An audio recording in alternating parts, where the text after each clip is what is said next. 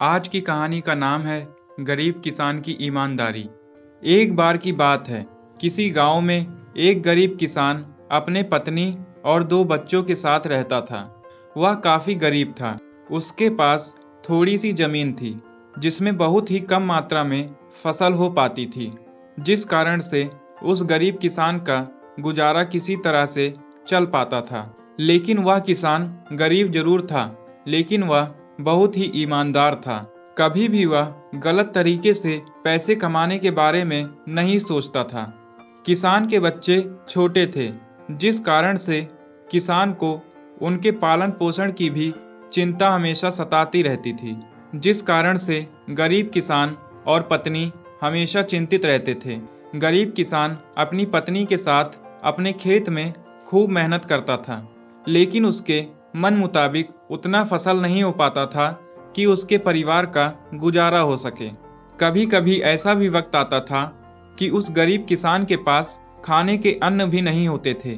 फिर उसकी पत्नी दूसरों के घरों में काम करके अनाज लाती थी, जिससे उनको भोजन मिल पाता था। गरीबी में ऐसे ही उस गरीब किसान के परिवार का दिन का गुजारा होता था। उस गरीब किसान की पत्नी बोली, क्यों ना आप शहर चले जाएं, क्योंकि इस छोटे से खेत से हम लोगों का गुजारा तो हो नहीं पाता। तो ऐसे में आपको शहर में कोई काम मिल जाएगा, जिससे हम लोगों के दिन अच्छे हो जाएंगे। पत्नी की यह बात सुनकर किसान देर रात तक सोचता रहा। फिर उसने अगले दिन शहर जाने का फैसला किया। फिर अपनी पत्नी से विचार विमर्श करने के बाद वह गरीब किसान शहर जाने के लिए निकल पड़ा। काफी दूर चलने के बाद वह गरीब किसान शहर के एक रिहायशी इलाके में पहुंच गया। लेकिन वह गरीब किसान इस शहर में अनजान था। उसका कोई जानने वाला नहीं था। वह काफी थक भी गया था और एक पेड़ के नीचे बैठकर आराम कर रहा था। तभी उसके पास एक बड़ी गाड़ी आकर रुकी, जिसमें से एक सूट बूट पहना एक आदमी निकला और वह पास के फल के दुकान से कुछ फल खरीदने गया। फिर वह सूट बूट वाला व्यक्ति अपने हाथ में पर्स और फल का थैला लेकर फिर से गाड़ी में बैठने गया कि अचानक से उस व्यक्ति का पर्स जमीन पर गिर गया, जिसमें काफी पैसे और ढेर सारे कागजात थे, जो कि बहुत ही कीमती भी थे। और फिर गिरे पर्स से अनजान वह सूट बूट वाला व्यक्ति अपने गाड़ी में बैठकर आगे निकल गया। तो पास में बैठा गरीब किसान इस घटना को देख लिया था और वह फिर उठकर उस पर्स के पास आया और पर्स को उठा लिया, जिसमें उस व्यक्ति का घर का पता भी था। वह गरीब किसान भले ही गरीब था, लेकिन वह ईमानदार था। उसने उस पर्स को वापस करने के लिए विचार किया। फिर वह लोगों की मदद से दिए हुए पते पर पहुंच गया, जहां उस व्यक्ति का बहुत बड़ा घर था और गेट के अंदर बहुत बड़ा बगीचा भी था। तो वह गरीब किसान वहां पर रहने वाले गार्ड को बुलाया और उस व्यक्ति का फोटो दिखाकर उनसे मिलने के लिए बोला। तो गार्ड ने उसको उस सूट बूट वाले व्यक्ति से मिलाने के लिए बंगले के अंदर ले गया। फिर थोड़ी देर बाद वह सूट बूट वाला व्यक्ति गरीब किसान के सामने आ गया और आने का कारण पूछा। तो उस गरीब किसान ने अपने जेब से पर्स लौटाते हुए गिरे हुए पर्स की सारी घटना उस व्यक्ति को बता दी। इससे वह व्यक्ति गरीब किसान के ईमानदारी से काफी प्रसन्न हुआ और फिर उसी पर्स से कुछ पैसे निकालते हुए गरीब किसान को देने लगा। तो वह गरीब किसान हाथ जोड़ते हुए बोला, साहब, हम भले ही गरीब हैं, लेकिन अपनी ईमानदारी का मोल नहीं लेते हैं।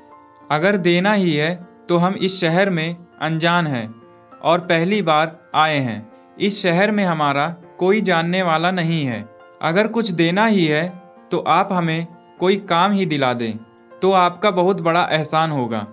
गरीब किसान की यह बात सुनकर वह व्यक्ति बहुत ही प्रभावित हुआ और बोला, अगर आप काम चाहते हैं तो आप एक किसान हैं, तो आपको पेड़ पौधे के बारे में अच्छी जानकारी होगी।